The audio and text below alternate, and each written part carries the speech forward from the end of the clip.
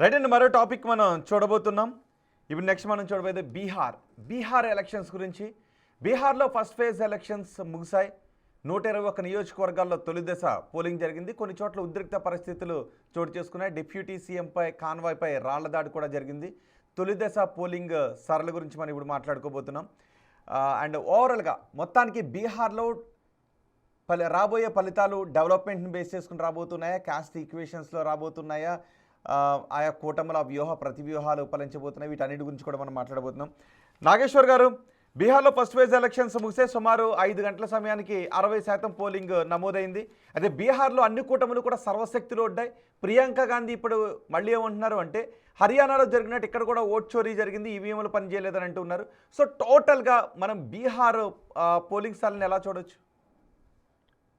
అంటే ఇది ఫేజ్ వైజ్గా కన్నా కూడా ఓవరాల్గా చూడాలి మేడం. బీహార్లో పోలింగ్ సరళి ఇంపార్టెంట్ కాదు మనకు. పోలింగ్ సరళికి ఎందుకంటే ఈ ఫైనల్ ఫిగర్స్ రావాలి, compare to last year phase జరగాలి అనేది. అయినా మన దేశంలో పోలింగ్ ఫిగర్స్ను బట్టి ఏ పొలిటికల్ ట్రెండ్ తెలియదు. ఇండియాలో నేను ఇదివరకు కూడా చాలాసార్లు చెప్పాను, స్టాటిస్టికల్ కొరిలేషన్ ఓటింగ్ పర్సంటేజ్లకు రిజల్ట్ యొక్క డైరెక్షన్కు ఎక్కడా లేదు. సో ఖచ్చితంగా ఇప్పుడు సహజంగా మనకు అనిపిస్తే, ఇప్పుడు న్యూయార్క్ సిటీలో చూసుకుంటే 1969 తర్వాత హయ్యెస్ట్ పోలింగ్ జరిగింది ఇప్పుడే. జోరాన్ మందాని గెలిచినప్పుడు 20 లక్షల మంది ఓటేశారు. అంటే that shows a new wave. అంటే ఎగ్జిస్టింగ్ సిస్టమ్ పైన ప్రజల యాంగర్ను రిఫ్లెక్ట్ చేసింది కనుక భారీగా ఓటింగ్ పెరిగింది. అందువల్ల స్ట్రాంగ్ యాంటీ ఇన్కంబెన్సీ ఉన్న, స్ట్రాంగ్ ప్రో ఇన్కంబెన్సీ ఉన్న ఓటింగ్ పెరుగుతూ ఉంటుంది. అందువల్ల ఒకరిని ఓడించాలన్నా ఓటింగ్ పెరుగుతుంది, ఒకరిని గెలిపించాలన్నా ఓటింగ్ పెరుగుతుంది. కొన్నిసార్లు కాంపిటేటివ్ పాలిటిక్స్ ఉన్నా ఓటింగ్ పెరుగుతుంది. అందువల్ల ఓటింగ్ పెరిగిన దాన్ని బట్టి మనము ఫైనల్గా ఒక ఫర్మ్ కంక్లూషన్కి ఎప్పుడూ రాలేము. అందులో అటు ఇటు బలమైన కోalitions ఉన్నాయి, చాలా హైలీ కాంపిటేటివ్గా ఎలక్టోరల్ సిస్టమ్ ఉంది కనుక. సో అనివార్యంగా నీకు అనేక కాస్ట్ గ్రూప్స్కి రిప్రజెంట్ చేసేటువంటి పార్టీలు అటు ఇటు ఉన్నాయి కనుక పోలింగ్ సరళి బాగానే ఉంటుంది. అల్టిమేట్గా రిజల్ట్ కదా ముఖ్యం.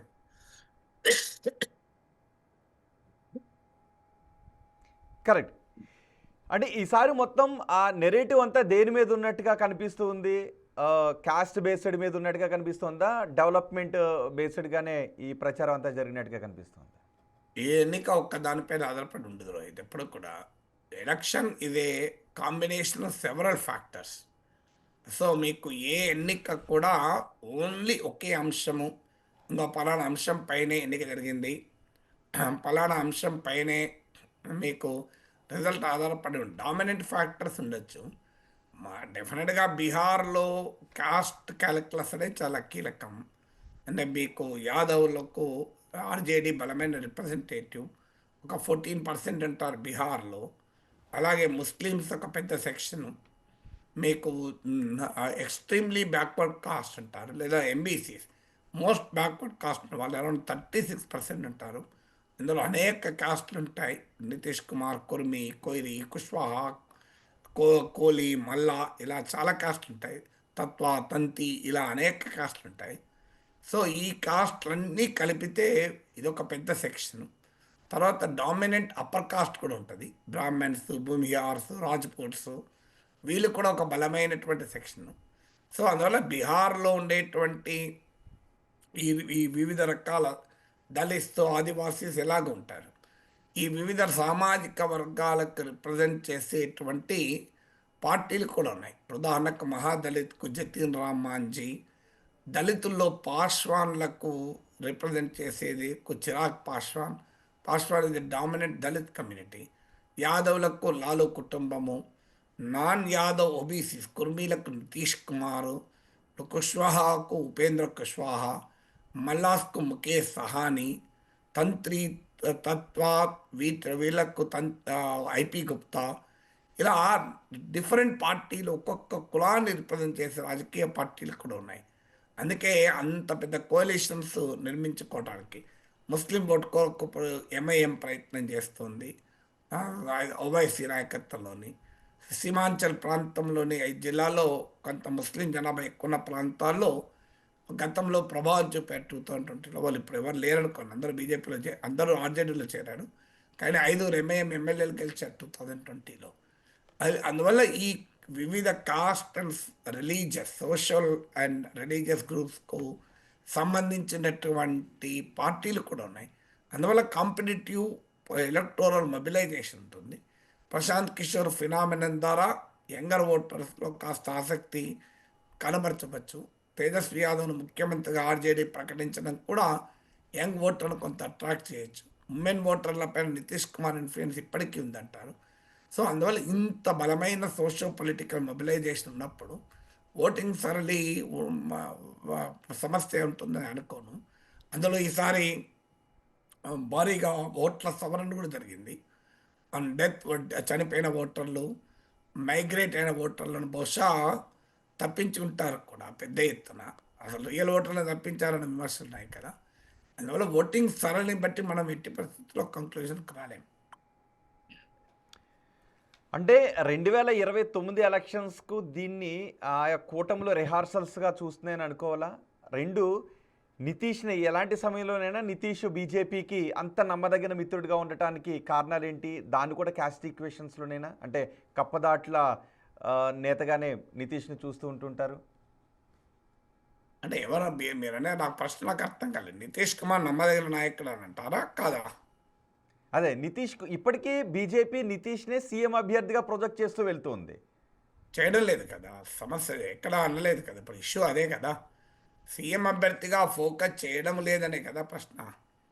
ఇప్పటికీ ముఖ్యమంత్రిగా నితీష్ కుమారే మా అభ్యర్థి అని చెప్పడం లేదు బీజేపీ. మీరు కంప్లీట్ రివర్స్గా అంటున్నారు. యాక్చువల్గా ఇప్పుడు బీహార్లో జరుగుతున్న చర్చ మొత్తం ఏంటంటే నితీష్ కుమార్ను ముఖ్యమంత్రిగా ప్రకటించడానికి బీజేపీ రెడీగా లేదు. నేను జాతీయ టీవీ ఛానల్లో కూడా ఎన్నిసార్లు అడిగినా మా ముఖ్యమంత్రి, భవిష్యత్ ముఖ్యమంత్రి నితీష్ కుమార్ని చెప్పడం లేదు. దానికి బదులుగా ఏమంటున్నారంటే ముఖ్యమంత్రి పోస్ట్ ఖాళీ లేదు, నితీష్ కుమార్ నాయకత్వంలోనే మేము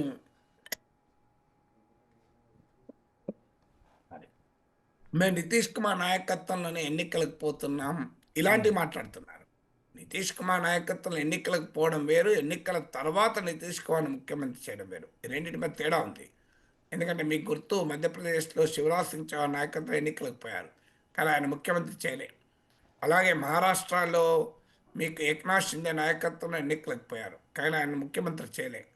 అందువల్ల ఇష్యూ అదే, ముఖ్యమంత్రిగా ఫోకస్ చేస్తున్నారని మీరు అంటున్నారు, చేయడం లేదు అనేది ఇప్పుడు సమస్యగా ఉంది. కారణం ఏంటంటే ఆయన హెల్త్ బాగాలేదు, ఆయన మా మెంటల్గా కూడా ఫిట్గా లేడు అన్నది ఆయన ప్రత్యర్థుల విమర్శ.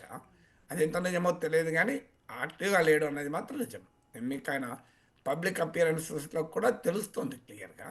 అదే సమయంలో నితీష్ కుమార్ ముఖ్యమంత్రి కాడు అన్న మరుక్షణం ఆయన వెనకాలండే ఉమెన్ ఓటరు, ఎంబీసీ ఓటర్సు, ముఖ్యంగా కుర్మీ ఓటర్స్, మీరు వర్స్ట్ సినారియోలో కూడా నితీష్ కుమార్కు 15% ఓటింగ్ ఉంటుంది. సో ఆ ఓట్లు చెదిరిపోయే ప్రమాదం ఉంటుంది. అది ఇప్పుడు ఉదాహరణకు మీకు ఉత్తరప్రదేశ్లో అఖిలేష్ యాదవ్ అదే పనిచేశాడు. యాదవ్ డామినేషన్ ఉంది కనుక దానికి ఇతర నాన్ యాదవ్ ఓబీసీలు దూరం అవుతున్నారని చెప్పి పీడీఏ, పిచడే, దళిత్, ఆదివాసీ, అల్పసంఖ్యాకని పీడీఏని పెట్టి ఆయన నాన్ యాదవ్ సెక్షన్స్లోకి కూడా వెళ్ళేటువంటి ప్రయత్నం చేశాడు. సో అందువల్ల నీకు ఒక్కసారి నితీష్ కుమార్ వీక్ అయితే ఆయన వెనకాలన్న ఎంబీసీ కాస్ట్ చెదిరిపోయే ప్రమాదం ఉంది. అది ఎన్డీఏకి చాలా మేజర్ ఛాలెంజ్. అందుకనికే నితీష్ కుమార్ ముఖ్యమంత్రి కాడు అని చెప్పడం లేదు. కానీ ఇప్పుడు నితీష్ కుమార్ను సీఎం చేయరు. ఈవెన్ ఎన్డీఏ గెలిచిన మీకు చిరాగ్ పాస్వాన్ ప్రొజెక్ట్ చేస్తున్నారు. చిరాగ్ పాస్వాన్ సీఎం కావాలనే ప్రయత్నంలో ఉన్నాడు. ఇక్కడ బీజేపీకి కూడా బలమైన సీఎం అభ్యర్థి లేడు. బీజేపీ కూడా చిరాగ్ పాస్వాన్ వైపు మొగ్గు చూపుతోంది. సర్వేల్లో కూడా ఎన్డీఏ ఓటర్లో అత్యధికులు చిరాగ్ పాస్వాన్ పేరు చెప్తున్నారు, నితీష్ కుమార్ పేరు చెప్పడం లేదు. కానీ నితీష్ కుమార్ను చెయ్యమని ఇప్పుడే చెప్తే ఎన్డీఏ ఓడిపోవడం గ్యారంటీ. అందుకే నితీష్ కుమార్ నాయకత్వంలో ఎన్నికలకు పోతున్నాం అంటారు, కానీ నితీష్ కుమారే మా ముఖ్యమంత్రి అవుతాడు 2030 వరకు కూడా అని బీజేపీ ఇప్పటివరకు చెప్పలేదు. చెప్పడం లేదన్నది సమస్య.